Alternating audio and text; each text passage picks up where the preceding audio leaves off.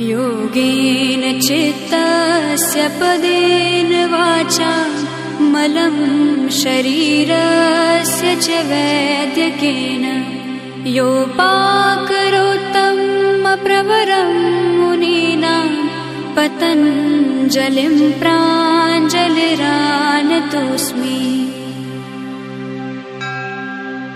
योगेन चित्तस्य पदेन वाचा मलं शरीरस्य च वैद्यकेन योपाकरोत्तं प्रवरं मुनीनां पतञ्जलिं प्राञ्जलिरानतोऽस्मि।